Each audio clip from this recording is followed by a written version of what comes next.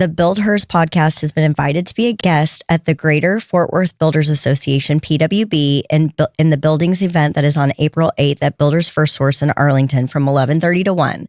Lunch will be provided, and we'll be talking about why women succeed in construction. The cost is $25, and the proceeds will go to their scholarship fund. You don't need to be a member to join us. We'd love for you to come out. Welcome to the BuildHERS Club podcast. We're here to bring you real conversations and fresh insights from a woman's perspective in the construction industry. Each episode will sit down with incredible guests, female builders, designers, business owners, and industry leaders to talk about the challenges, successes, and experiences that shape our careers. Whether you're a seasoned pro or just starting out or simply curious about the industry, this is your space to learn, be inspired, and connect with a community of strong, trailblazing women. Hello, everyone, and welcome back to the BuildHERS podcast, where we celebrate the women shaping the industry from job site to the boardroom. My name is Teresa. And I'm Xanica, and today's episode is especially meaningful because we're celebrating Women's History Month. Whoosh. I know, right? We need confetti. I know we need confetti coming out of every orifice, every crevice. Construction is an industry built on innovation, resilience, and determination. And while the industry has historically been male-dominated, women have been contributing to building, engineering, architecture, and development for centuries, but many of their stories were overlooked. So today we're going to shine a light on female pioneers who helped shape the construction industry long before it was common. And it was so kind of exciting to look into this because I didn't even know some of these women existed or what they did for the women following them. Like they were the pioneers before us, whereas I feel like I was a pioneer. But I really, totally were. Well, I mean, it was like 1% back then, right? I mean, there was no women in construction, right? When we go as far back as we're going to go today, but they helped shape and open the doors for the women. So it was really exciting for me to actually kind of. These stories are fascinating. Yes, I'm actually really women are fascinating. Oh yeah, really excited. So we're going to talk about women who built bridges, designed buildings, invented construction materials, and broke barriers. And as we tell their stories, I want you to think about something. Every time you step onto a job site, run a project, design a home, or lead a team, you are continuing a legacy these women started. So exciting. So before we kind of delve into some of the stories and who these women were, let's chat about a couple weeks ago it was Women in Construction Week. Yes. And we attended the Collin College construction management program puts on a Women in Construction Week and conference. Yes. And so we were there for that. And BuildHERS was a big part of it. And we were just, it was amazing. It was just so exciting. Awesome. Some great speakers. Yes. The girls that we supported in going to the National Association Home Builders, the IBS. Yes. That competition, they were there and gave their presentation, and it was such a great day celebrating all the women in that room. It was. And I think there were more men this year than last year.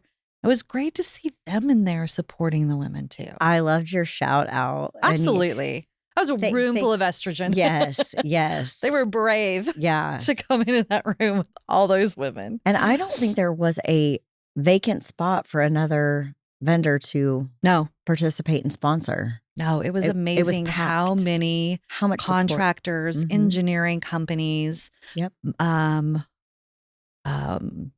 was there. Yes. Women supporting women. I mean, there were so many different companies there that were to support Collin College. And it's a great school because they have 100% hiring rate out of that construction management program. It's incredible. And I am telling you, parents, like I could say this till I'm blue in the face, construction is an amazing field to get your children into. It really is. And if you think that there's no money to be made in construction, I beg to differ. Yes. Who do you think pays for all my fun travels? We need to pull out your P&L. Yeah. Pull out my K1. Yeah. Because it's pretty. K1. Yes. Yes. It's very pretty. Yeah. And I'm very, very blessed. And, you got to work really hard. Yeah. But it's definitely an industry where if you work hard, you can make a lot of money. It's very lucrative. Yes. And there's so many facets and so many different jobs. Yes. Like there's just so many different, it's beyond imaginable how many. I mean, if you wanted to get into law, like, we had Kimberly on and she wanted to be a lawyer too. She wanted to get into law, but then she loved construction. So she's going to do contracts Yep. in, law contracts Yep. in construction. Yeah. Like, Which she didn't even know was a thing. was a thing. There's so many jobs I don't even know is a thing. Yeah. That are needed in this field. So it's, definitely a place for you to put your kids. I'm telling you. Parents, you need to consider it. And it's $17,000 to send your kid to like OSU, which is the closest construction management program. Mm-hmm. It's $3,000 to send them to Collin College for a year. Yep. Think about that. Jinx, you owe me a cup. What was your favorite thing about our construction, the WIC Day, Women in Construction Day conference? So my favorite thing, of course, I always love listening to the speakers. I really enjoy watching all the mentees and all the girls participate and get excited. And I really did. I think the highlight was watching the competition team, the girls present. Right. And that's because you weren't able to be there for it. So you actually got to be a part of that at that point. Yes. We did watch them practice, but that wasn't the same. Right. Yeah. So that was probably the highlight for sure. Yeah, just these girls are just amazing. And the fact that an all-girls team went for the very first time from Collin and represented, and they were so brave. And yes. They really did an amazing job. They did. They really did. My favorite was Phyllis. Oh, well, of course, Phyllis. I mean, Phyllis she was such a... Who is Phyllis? Tell everyone. Phyllis Werner is the Build Talent Foundation. Thank you. Jobs to Build. Yes. And she places kids that are coming out of college or got laid off in the industry into different jobs, residential jobs across the DFW Working Metroplex. with veterans. Yep. Yes, exactly. Yeah. So she came in and she talked about soft skills, which are a really big deal right now with the generation coming out. And she was so interactive. I think she had the most questions. Like the girls were really into what she was saying. Yeah, they were super engaged. Yes, super engaged. And she's just so... She's so real about. She's like, she's like, I had to take anger management classes because and how to learn how to deal with people because she's like, I'm a redheaded Irish New Yorker. Yeah. She's like, how many things can you combine in there to spell out anger, Right. And so it was just great to hear her as an adult talk about how she had to learn. Yes. And I just absolutely that was my favorite part. I adore her. She was sick and had some serious dizziness and almost fainted, and she showed up like she always does. Yep. Powered through, and then she left right after I was like, "Go rest." Yes, yeah. But we were grateful to have her. She's speak. amazing. Yeah, I think was a highlight. I think the girls that were there really resonated with her. Yeah, which is great because that's where their need is. Yeah. So she's a spitfire. She is. All right. Well, let's go ahead and dive into women who helped build one of the greatest engineering projects in history. So let's start with one of the most fascinating stories in construction history. Her name is Emily Warren Roebling. In the late 1800s, one of the most ambitious engineering projects in the world was underway: the construction of the Brooklyn Bridge. At this time, the bridge was revolutionary. It would span the East River and connect Manhattan and Brooklyn, something many people believed was impossible. The bridge was originally designed by engineer John A. Roebling, but tragedy struck early in the project when he died shortly after construction began. Now, his son, Washington Roebling, had stepped back in to lead the project, but then something else happened. Washington became severely ill from Caisson disease. We're going to say it's Caisson disease because I don't know. Could be Caisson. Yes, that actually sounds... I know. Sounds sexy, though. We'll call it Caisson. Also known as decompression sickness, which many workers suffered from while working deep underwater during the bridge's foundation construction. He became bedridden. The bridge project was in danger of collapsing, but that's when Emily stepped in. Despite having no formal engineering training, Emily began learning engineering principles, materials, science, and bridge construction directly from her husband. Every day, she went to the job site. She communicated with engineers and contractors, delivered technical instructions. reviewed calculations and construction progress. Over time, she effectively became the project manager and technical liaison for the entire project. Wow. For more than a decade, think about that. Like an entire decade. Mm-hmm. She did that. 1870. Yes. When women were not working, they were not allowed to work. Right. We had zero rights. Right. Again, incredible. One of the most complex construction projects in the world. Again, in the 1870s. Sorry. No, you're good. Being managed in large part by women at a time when women weren't even allowed to study engineering. When the bridge finally opened in 1883, Emily Roebling was the first person to cross it. I got chills when I thought about that, when I actually visualized that. And it's a long bridge because you have to take that bridge. So when we fly in, well, we'll skip that. Go ahead. Her story reminds us that leadership isn't defined by titles. It's defined by courage, capability, and determination. Absolutely. I mean, imagine in 1870s, what kind of a woman, what kind of a personality would you have had to get men to listen to you and respect you? You would have had to have been a Teresa for sure. I don't know. Like, yes. I mean, it just blows my mind because she couldn't have been too soft, right? Because they're not going to hear her. Oh, yeah. So she had to have literally have thrown herself with no formal education in this at all. Yeah. Learning it from her husband and then go out and pretend that she's the professional at what she's doing in the 1870s. The main person, the main project manager. She had to have been incredible to garnish the respect of those men to follow her. Mm-hmm. She had to have an incredible amount of confidence. Even if she didn't, she had to pretend she did. Well, right? Yeah. We do. I'm as sure. We do sometimes. Exactly. Right. Yeah. So when we go out on a job and it's brand new and we're looking, I mean, I pretend that I know everything and then I go home and I, research. Okay.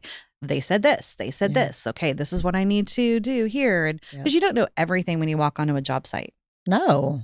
And men don't know everything either. They go back and they research it. Because I've talked to many of my male mentors. I'm like, oh my gosh, how do you guys learn all this stuff? Like, where are you picking it up? And they're like, Teresa, a client says they want this. We have to go out and figure out how to make that happen for the client. Yep. We don't know everything. We have to know everything about it to do it. Mm-hmm. But when they present it to us, we don't. Right. So somebody has to learn it. But you project that confidence when you're out on the job site that you know everything. Of course. But it blows my mind. I have the right to vote. I have the right to have a bank account. I have the right to have a job. I can't imagine a woman 150 years ago, almost 150 years ago. Yeah. I don't know. I'm horrible at math. I don't math people. So please don't hold this against me. Well, 1800s. 1870. Yeah. 2026 minus 1870. Seriously, like my mathing is. You're good. Like the worst thing ever. That's why there's calculators. Yeah. 150 years ago. 56. But that's, pretty close. She had none of those rights. No. Women weren't even allowed to walk out of the house without somebody being with them, being escorted. They couldn't even be alone. True? Oh, yeah. You couldn't be alone. Like upper society, you weren't allowed to be alone with a man. Like that was not considered. So imagine, like, it just blows my mind how she was able to do that. Yeah, do that. Yep. I just think it's amazing what this woman did. Oh, yeah. Building this giant bridge. Yeah. And I've crossed over it many times in New York, going from Manhattan to Brooklyn. And you can see it. It lights up at night. And I had no idea until we started on this project that a woman was the one who built it. It's incredible. Yeah. I bet a lot of people don't know that. No, I bet a lot of people don't either. 100%. I wonder how many New Yorkers actually know that as well. So to all you out there, we are having a history lesson. Yeah, having a history lesson. Talk to us about the women who invented construction technology. Hi, everyone. We're so excited. We have Felicia Wagner here with James Hardy, and they are our sponsor for March. Super excited. You want to tell us a little bit about your company? Yeah, thank you so much for having me. James Hardy invented modern fiber cement siding more than 30 years ago. We are the #1 brand in North America on over 10 million homes and counting. James Hardie building products are engineered to protect against damage from fire, water, extreme weather, pests, and time. Our customers enjoy the peace of mind that comes with low maintenance, high performance exterior siding, trim, soffit, all backed by a 30-year non-prorated limited warranty. Okay, so her name is Anna Kikeline, and I actually had to look up how to pronounce that. So that is how you say it. It's like bike line, Kikeline. Okay. She was born in Pennsylvania in the 1800s and had a natural talent for design and engineering. She was the first licensed female architect in Pennsylvania, but she didn't stop there. She was also an inventor. So she developed a product called K-brick, which is a lightweight hollow brick that was stronger and less expensive than traditional bricks used in the construction at the time. So she also became noted for working on the time and motion saving design of kitchens and interiors. She owns 7 patents. Wow. Yes. This is early 1900s, folks. A woman had 7 patents. She had several inventions that was very basic for home use, and her most noted invention was the K-brick. So what that is exactly is a hollow clay brick that was less heavy, less expensive than the forms of concrete block that was used in construction in the early 1900s.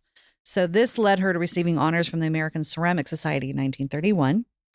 Her first patent combined a sink and a wash tub. She wanted to save space in kitchens and make them more comfortable to use. So she was the double sink lady. Yes, she's the one who invented that. So you would have the sink and then where you would wash, right? Yeah. So in 1924, she received a patent on one of her kitchen designs. She also included a patent that included an oven with a fireless cooker on one side and a steam cooker on the other. I mean, she's the one who made kitchens easy for women to use. Yeah. And now kitchen is a focal point. It never used to be. The kitchen was in the back of the house. Nobody wanted to be in the kitchen. It wasn't where you sat down and had dinner. Right. She's the one who created the kitchen being the family, the ambiance of where everything happens. Yeah. The open concept version. Like that's in her architecture. That's what she I know, I'm so passionate about this. I know, I love it. So interesting to read. Like it was a woman who did this, Yeah. right? So let me, the design was focused on comfort and convenience, efficiency, and conservation of space. This kitchen featured a sloped countertop and cabinets with glass doors. She also received a patent on an apartment bed design that could be flipped into the wall to save spaces, aka the Murphy bed. So awesome. A woman designed it. I did not know that. I know. Like I was just so I had to go back and read all the patents that she had and like what that was. So this woman helped pioneer one of the most widely used building materials in construction today. She held multiple patents related to kitchen design and space efficiency. And her work focused on improving how homes functioned, making them more efficient and practical. She wasn't just building structures. She was designing how people lived inside them. In the 1800s. No. This was early 1900s. So between 1900, 1950, and then her architectural career. So remember, she's the first woman to ever get an architectural degree in Pennsylvania. She designed commercial buildings, huge ones in Pennsylvania, Ohio, and Washington, D.C. She was honored in 2002 in the official state of Pennsylvania, the historical marketplace in front of the Plaza Theater, which she designed in 1925. Wow. How many years did it take for her to actually get honored with that? Also, her great niece, Nancy Perkins, carried on her legacy by establishing her own industrial design firm, Perkins Design. Kikeline's designs can be seen in the Bellefonte Mill Hall, Central Hall in Huntington, and Mount Union, Pennsylvania. And then earlier in her career, she was able to teach at the Department of Home Economics at Pennsylvania State College. We should go take a field trip. Oh, wouldn't that be fun? Yes. I'm telling you. Okay, so if we're going to go take a field trip, Chicago, when it comes to architecture, will blow your mind. Yeah. Yeah, I've been there. It's amazing. Oh. Yeah. Every time I go there, I take the architectural boat tour. Yeah. And they talk, and I mean, about how everything works. Like, it's so different because it's so windy. So every building is designed differently to be able to handle the winds. I know the Apple building had to redo their windows because all the birds were flying into it thinking that it was see-through. So they have to design their windows where the birds, otherwise they were just flying into the dive bombing into the windows. And the Apple is right on the Green River, like this big glass apple. I think it's the store, the Apple store.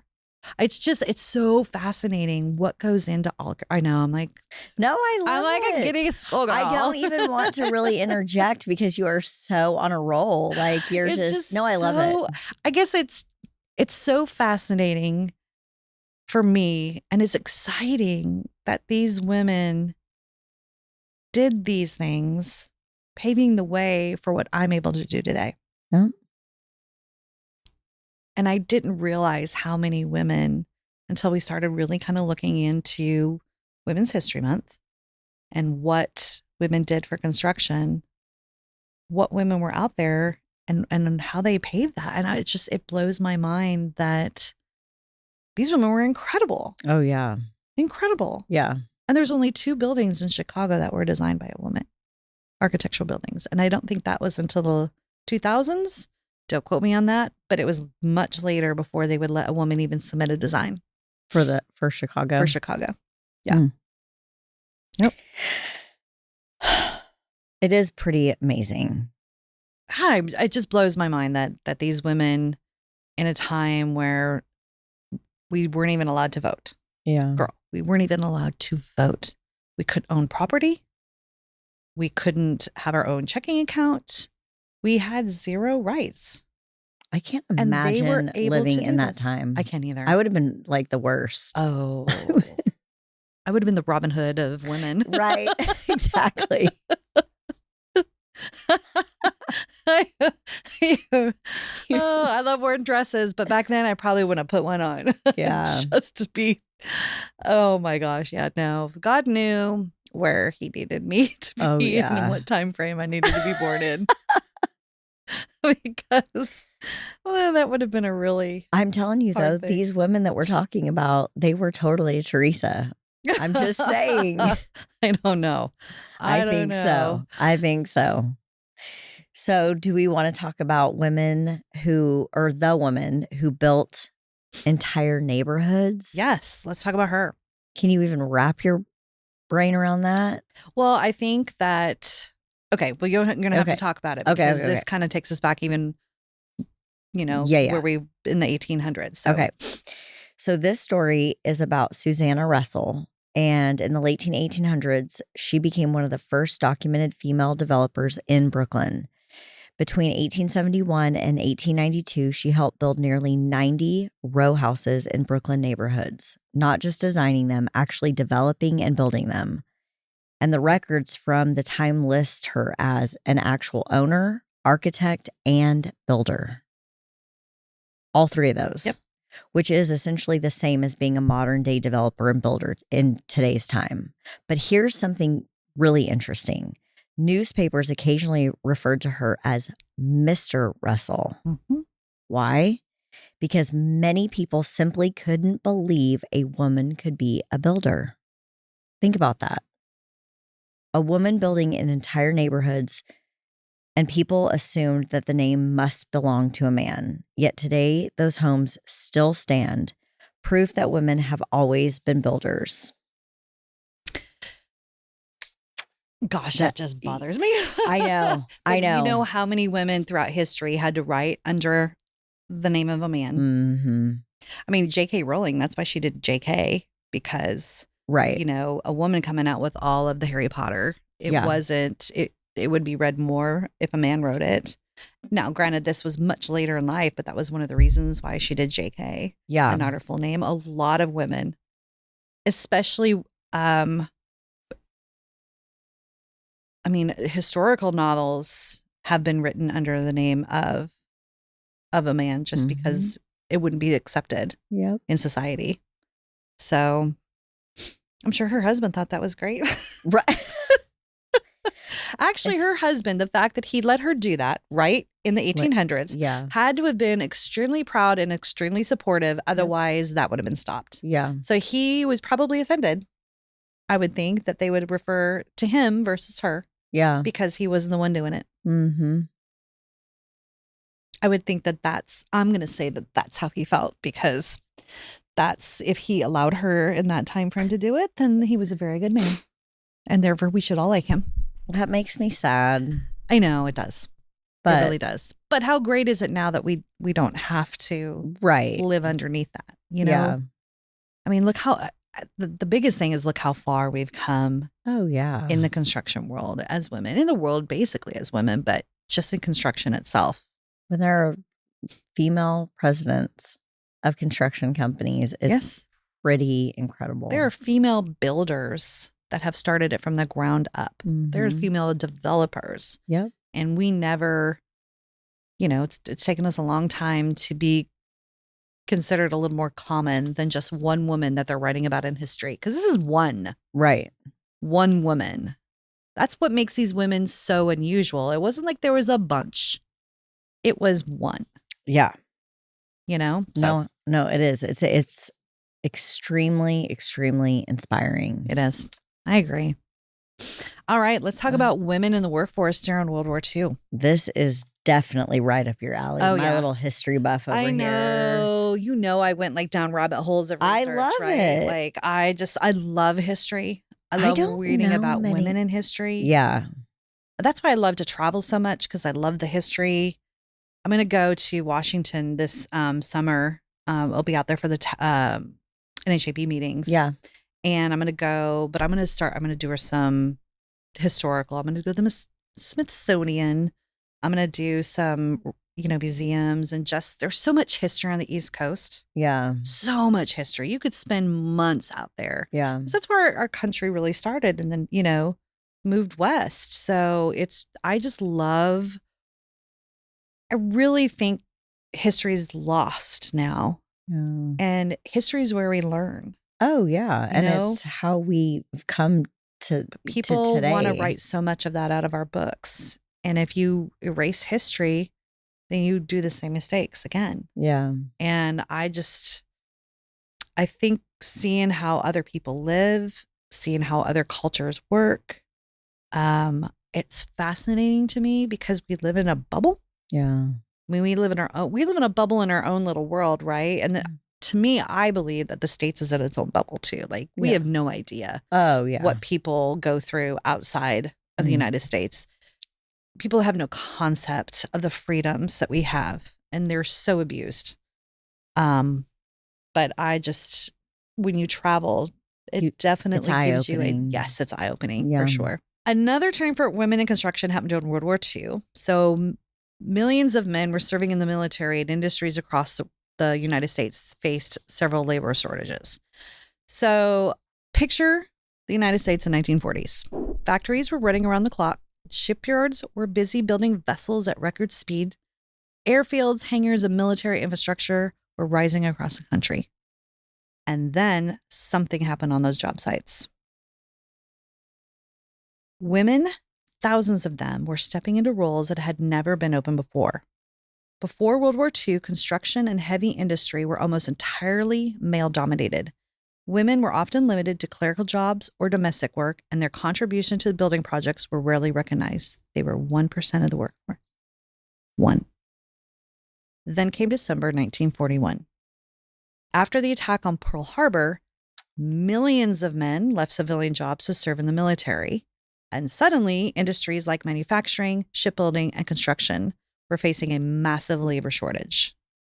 During that time, women went from 1% to 37% of the labor force. Ooh. Across the country, the government actually had to step in and train women to be welders, machinists, electricians, and pipe fitters. They built aircraft, they assembled ships, they helped construct the infrastructure needed to support the war. More than 6 million women joined the workforce in World War II, fitting jobs that were previously considered men's work. This era gave rise to the culture icon that we recognize today, Rosie the Riveter, Yes. a symbol of strength, resilience, and determination. In shipyards alone, women worked as welders and mechanics, helping produce warships and equipment at unprecedented speeds. But perhaps their greatest achievement wasn't what they built, it's what they proved. They proved women could thrive in technical, physically demanding, and leadership roles in industries that had long excluded them. And although many of the women were pushed out of these jobs after the war ended, the impact was permanent. The doors that opened helped shape the workforce that we see today and inspired generations of women to pursue careers in construction and the trades. And that is why at Legacy, why this conversation today matters, because the future of the industry is still being built. And women are a huge part of the story. I just got chills. I know. I'm telling you, history is just, it's amazing when you go back and you look and you see what these women had to go through to open the doors for where we are today. Yeah. And I love, when I was, reading the numbers and of course diving deeper than what, we had originally taken a look at, we were 1% and went within a year to 37%. And we stepped up and we did it. Yeah. It just amazes me. Women are so resilient. So resilient. I mean, we literally birth humans. Oh, yeah. So we birth and feed them. Well, yes. Right? We have to be. Yeah. I mean, it's just in our DNA. Yeah, absolutely. 100%. So let's talk about where women are in construction today. So let's fast forward to today where women are now working across the industry. Yes. Builders, developers, architects, engineers, project managers, superintendents, trade professionals, entrepreneurs, but progress is still ongoing. We represent a relatively small percentage of the construction workforce. I believe it was 11.2% was the last one that I read, which is why mentoring programs, industry groups, and communities like BuildHERS is so important. Yes, because when women support women in construction, incredible things happen. Knowledge is shared, confidence grows, opportunities expand, and the industry just becomes stronger. Ladies, as we're celebrating Women History Month, it's important to remember something. The women we talked about today didn't see themselves as pioneers. They were simply just working. Yeah. They were solving problems, building structures, and leading projects. And proving what was possible. Because of them, women today can run construction companies, lead development projects, manage multi-million-dollar builds, and shape the future of the built environment. So, to all the women listening today, whether you're a builder, a designer, a project manager, or someone just starting your career in construction, you're part of this story. You're part of the next chapter in construction history. Thank you so much for joining us today on our podcast. Happy Women's History Month. Happy Women's History Month. Xanica, take us away with a quote. The women who came before us didn't just break barriers. They built the foundation we stand on today. From the pioneers of the 1800s to the women shaping industries now, history proves one thing. When women decide to build, nothing can stop them. Love that. Thanks, guys. Love you. Bye. Thanks. Love you. Bye. BuildHERS Club is a production by Monarch Media Hub. Recorded and edited by MZ Studios and executive produced by the amazing Abigail Thompson. Hosted by me, Teresa Williams. And me, Xanica Scusa. If you have a topic you want us to discuss, message us on Instagram at BuildHERS Club. Or email us at hello@monarchmediahub.com. That's HELLO@monarchmediahub.com. And as always, when commenting, please use grace. We're here to build each other up.